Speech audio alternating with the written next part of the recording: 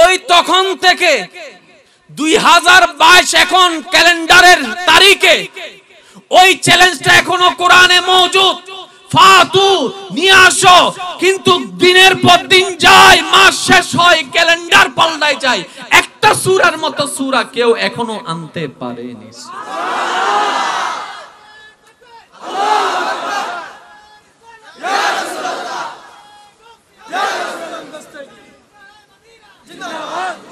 কোনো সমস্যা নাই, আল্লাহর বান্দা তো, তাহলে জানার দরকার আপনার আছে। আপনাকে মাদ্রাসা স্কুলে পড়তে হবে না। কোরআনের সর্বছোট সূরার নাম কি? সূরা সূরা তুই হ সূরা কাউসার। কয় আয়াত? এবার একটু দেখেন, বিসমিল্লাহির রহমানির রহিম।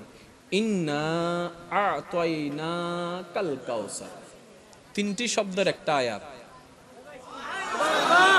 একটি আয়াতে কয়টা শব্দ? ফাসাল্লি লিরাব্বিকা ওয়ানহার, ইন্না শানিয়াকা হুয়াল আবতার। তিনে তিনে তিনে 9, একে 10, 10টা শব্দের একটা সূরা আনতে এখনো পারেনি। সুবহানাল্লাহ, সুবহানাল্লাহ। আর একটু জোরে, এখনো পর্যন্ত আনতে তো পারে নাই। আমরা জানি না ভবিষ্যৎ, কিন্তু কোরআনের প্রতি আমাদের ঈমান আছে, আছে। আমরা বলছি 2022 সালে হয়তো আমরা একদিন থাকবো না, মিডিয়া থেকে যাবে, ইউটিউবের মধ্যে ভিডিও থেকে যাবে, সমস্ত মুসলমানের পক্ষ থেকে আমি অদম অযোগ্য বলে যাচ্ছি। আজকে থেকে 2050 সালে হয়তো থাকি কি থাকি না জানি না, 60 সালে হয়তো থাকবো না, ভিডিও হয়তো কোনোভাবে থেকে যাবে, বলে যাচ্ছি 2022 সালে সূরা কাউসারের মতো কোনো সূরা তো নাই, কেউ আনতে পারেনি, কেউ বানাইতে পারেনি। 50-60 সালে কিয়ামতের আগে পর্যন্ত কেউ বানাইতেও পারবে না। যেটা 3 বার পড়লে একবার কোরআন খতমের সওয়াব হয়ে যায়। সওয়াজ একিপতে জু সুবহানাল্লাহ নহদ সুবহানাল্লাহ। ভাইজান, আমি যারা এখানে স্কুলে পড়েছেন, বিজ্ঞান নিয়ে পড়েছেন, যারা ফিজিক্স নিয়ে পড়ালেখা করেছেন, যাদের ওই মানব জন্ম সম্পর্কে কিছুটা আইডিয়া আছে, মাইকের আওয়াজ যতটুকু যাচ্ছে, আমার মা বোনেরা যদি শুনে থাকেন যে সম্পর্ক আছে। অনেকে বলছে না ইসলাম মানে বানোয়াট, তা আপনি তো বিজ্ঞান মানেন, বলে যে মানি। আপনি বিজ্ঞান নিয়ে আসেন, আমরা কোরআন নিয়ে যাব। আপনার বিজ্ঞান হয়তো ফেল হতে পারে, কোরআন কখনো ফেল হবে না। আমার শিক্ষিত সমাজের ভাইয়েরা একটুখানি বললেই বুঝবে, বিজ্ঞান প্রমাণ করেছে এই পৃথিবীর সৃষ্টির পিছনে একটা বিগ ব্যাং কাজ করেছে। বিগ ব্যাং, যে থিওরিটা 50 থেকে 100 বছর আগে হয়তো আমাদেরকে জানানো হয়েছে, একটা বড় বিগ ব্যাং হওয়ার কারণে গ্রহগুলো আলাদা হয়েছে, নক্ষত্রগুলো আলাদা হয়েছে, পৃথিবী আলাদা হয়েছে। এই তত্ত্বটা যেটা 50 থেকে 100 বছর আগে বিজ্ঞানের দেওয়া, 1450 বছর আগে কোরআনে আল্লাহ সেটা আগেই উল্লেখ করে দিয়েছেন। সুবহানাল্লাহ। গবেষণা তো করতে হবে, না হয়তো সম্ভব। এবার আমি আপনাদেরকে যে তথ্যটা দেওয়ার চেষ্টা করছি, উলামায়ে কেরামের দোয়াকে সাথে নিয়ে একটু বোঝার চেষ্টা করবেন। আপনি, আমি, আমরা যে জন্ম হয়েছি, পৃথিবীতে আসার আগে কোথায় ছিলাম? মায়ের। যদি কষ্ট না হয় একটু বলবেন, মায়ের পেটে যে আপনি আমি এসেছি, সেটা হচ্ছে বাবার পিঠ থেকে। বাবার মাধ্যমে মায়ের কাছে আসলাম, মায়ের পেটে স্থান পেলাম। ওই স্থান পাওয়ার পরে 7 ধাপে আমরা পেটের মধ্যে বড় হলাম। আল্লাহ যেদিন হুকুম করলেন, সেই তারিখে, সেই ঘন্টায়, সেই মিনিটে, সেই সেকেন্ডে আপনি আমি দুনিয়াতে আগমন করলাম, ভূমিষ্ঠ হলাম। এই মানব জন্মের ব্যাপারে শিক্ষিত সমাজের ভাইয়েরা বোনেরা জানে, ক্রোমোজোমের একটা বিষয় আছে। কয় জোড়া? 23 জোড়া। ঠিক আছে তো? তুমি একটু বলো কয় জোড়া? তুমি না, তুমি বলো কয় জোড়া? এই আমার ভাই বলছে 23 জোড়া। 46টি। 23 জোড়া, 23 জোড়া, কত হলো? 46টি। এই 46টি 23টা জোড়ার সমন্বয় হওয়ার পরে আপনার আমার গঠন হয়েছে। আপনার আমার কথা নয়, ডাক্তারদের কথা, বিজ্ঞানের কথা। তাহলে জন্মের সাথে 23-এর একটা সম্পর্ক। আর একটু জোরে বলেন, জন্মের সাথে 23-এর একটা সম্পর্ক। বড় চমৎকার বিষয়। কেন কোরআনের মতো কেউ একটা আয়াত আনতে পারে নাই? কেন কোরআনের মতো একটা ছোট্ট শব্দ আয়াত কেউ আনতে পারে নাই? এই চ্যালেঞ্জটা কেউ কেন গ্রহণ করতে পারে নাই? শিক্ষিত সমাজের ভাইরা অল্প বললে বুঝতে পারবেন। কোরআনুল কারীমে একটি সূরা আছে, 112 নম্বর সূরা, যেটাকে বলা হয় সূরা ইখলাস। কম বেশি সবার মুখস্থ আছে। কুল হুয়াল্লাহু আহাদ আল্লাহুস সামাদ লাম ইয়ালিদ ওয়া লাম ইউলাদ ওয়া লাম ইয়াকুল লাহু কুফুয়ান আহাদ। সুবহানাল্লাহ। এই আয়াতটা, এই সূরাটা আল্লাহ নাজিল করেছেন। এখানে মেন বিষয়টা হচ্ছে, মূল কথাটা হচ্ছে, আল্লাহ থেকে কেউ জন্ম নেয়নি, আল্লাহ কারো থেকে জন্ম।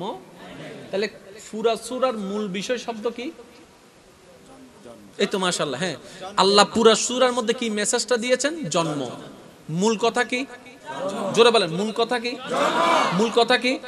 আর যেখানেই আসবে জন্ম শব্দ, সেখানে ক্রোমোজোম শব্দটা আসতে হবে। যেখানে জন্ম শব্দ আসবে সেখানে 23 জোড়া ক্রোমোজোম শব্দ আসতে হবে।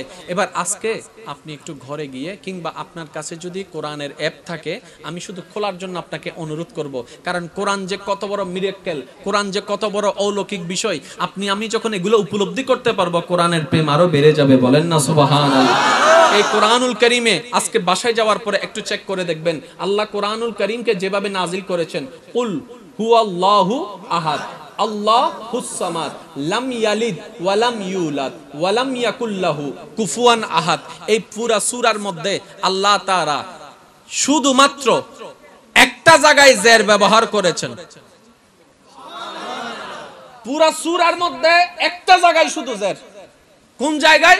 এবার আসেন, কুল হুয়াল্লাহু আহাদ আল্লাহুস সামাদ লাম ইয়ালিদ লাম ইয়ালিদ লাম ইয়ালিদ। একটু খেয়াল করবেন, লাম ইয়ালিদ, লামের নিচে জের, লামের নিচে পুরা সূরাতে শুধু লামের নিচে জের। আর এমন শব্দের মধ্যে আল্লাহ জেরটা লাগিয়েছেন যেটার নাম ইয়ালিদ। ইয়ালিদ মানে জন্ম। তাহলে পুরা সূরার মূল বিষয় হচ্ছে জন্ম। জন্মের মধ্যে হয় ইয়ালিদ, ইয়ালিদের মধ্যে আল্লাহ লাগাইলেন জের। তার মানে আপনি যদি পুরা সূরাকে এক জায়গায় রাখেন, ইয়ালিদ শব্দকে যদি আপনি ইয়ালিদের এক জায়গায় আসেন, তাহলে দেখবেন সূরাটা দুই ভাগে ভাগ হয়েছে। সুবহানাল্লাহ। ইয়ালিদের আগে চলে যান, একটু খেয়াল করবেন, কুল হুয়াল্লাহু আহাদ আল্লাহুস সামাদ লাম, লাম পর্যন্ত আপনি যদি দেখেন বরাবর 23টা হরফ। ইয়ালিদের আগে লাম পর্যন্ত মোট 23টা হরফ। ইয়ালিদের পরে শুরু করে ওয়ালাম ইউলাদ থেকে শুরু করে একদম কুফুয়ান আহাদ পর্যন্ত যদি হিসাব করেন 23টা হরফ। ইয়ালিদের আগেও 23, ইয়ালিদের পরেও 23। সুবহানাল্লাহ, সুবহানাল্লাহ তো বলেন। রব্বে করিম 24 হলো না কেন? 25 হলো না কেন? 21 হলো না কেন? রব্বে করিম বলে, আয়াতটা সূরাটা আমি নাজিল করেছি, আমি এটা জানান দিচ্ছি, আমি কারো থেকে জন্ম নিইনি, আমার থেকে কেউ জন্ম নেয়নি, আমি জন্ম নেওয়া এবং দেওয়া থেকে পাক, আমি স্রষ্টা, আমি খালিক, আমি মালিক, আমি আল্লাহ, আমি সৃষ্টি করি, যে আমি কারো থেকে সৃষ্টি হই না, আমি কারো থেকে জন্ম নিইনি। এই জন্মের বিষয়টা হচ্ছে ইয়ালিদের মধ্যে আমি এমন ভাবে সাজাই দিলাম জ্ঞানীদের জন্য, যেন তারা গবেষণা করে বের করতে পারে। জন্ম নিতে তো 23টা ক্রোমোজোম লাগে, 23, 26টা 46টা ক্রোমোজোম লাগে। আমি আল্লাহ ওই 23 ক্রোমোজোম থেকে পাক হয়ে আছি। বলেন সুবহানাল্লাহ। আরো জোরে। আজকে ঘরে যাওয়ার পরে দেখবেন, হুজুর একটু সামনে আসেন, আপনি যদি একটু বলতেন, না ওদেরকে বলতেন, কুল হুয়াল্লাহু আহাদ আল্লাহুস সামাদ লাম ইয়ালিদ ওয়া লাম ইউলাদ ওয়া লাম ইয়াকুল লাহু কুফুয়ান আহাদ। পুরা সূরার মধ্যে শুধু জের আছে কয়টা? একটা। সুবহানাল্লাহ। और जोर से कहो ना यार सुभान अल्लाह। क्यों घबरा रहे हो? कुरान है ना। परेशान क्यों होते हो? डिप्रेशन में क्यों जाते हो? अरे आपके पास कुरान है, आपके पास सूरा रहमान है, आपके पास सूरा यासीन है, आपके पास सूरा मुल्क है, आपके पास रहमतुल लिल आलमीन है। क्यों घबरा रहे हो?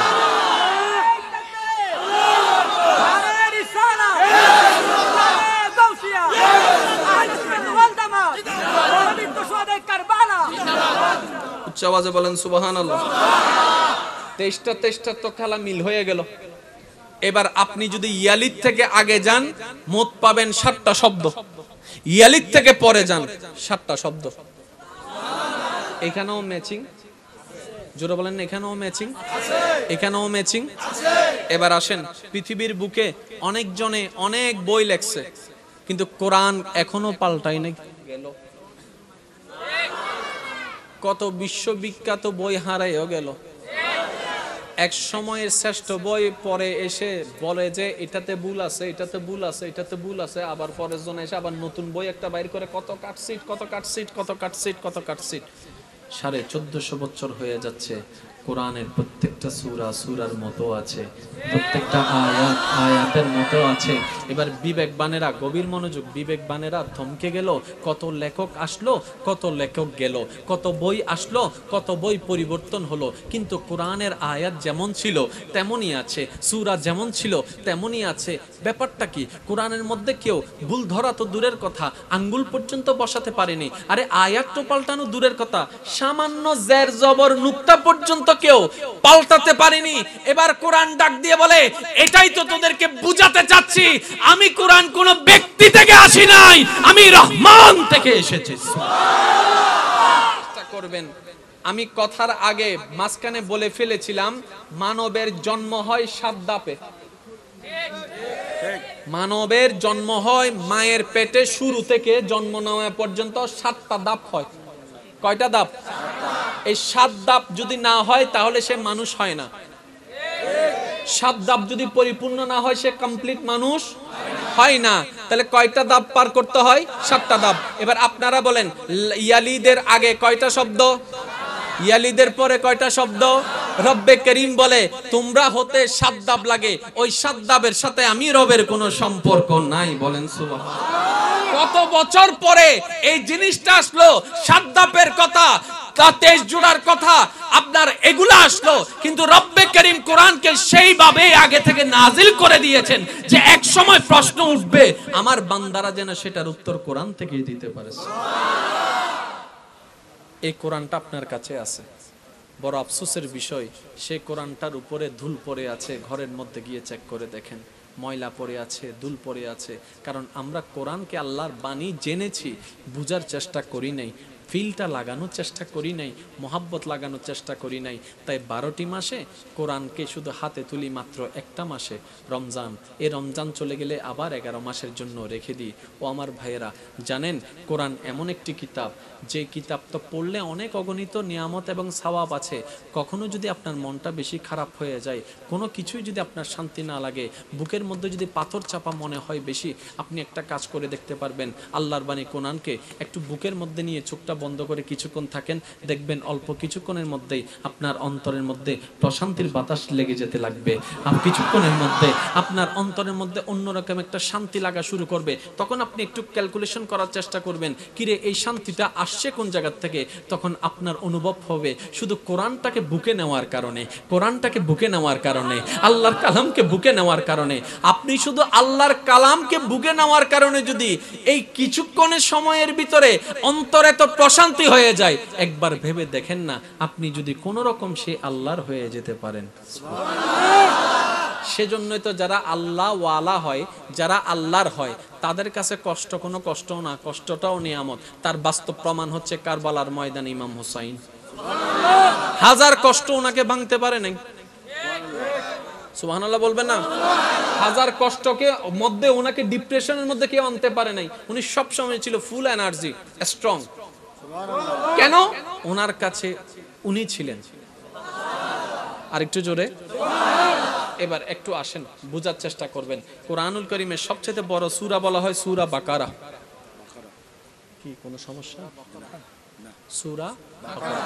আচ্ছা, কোরআনটা কি গরুর জন্য, ছাগলের জন্য, না মানুষের জন্য? তাহলে এই কোরআনে থাকতে হবে মানুষের জন্য কথা, ঠিক না?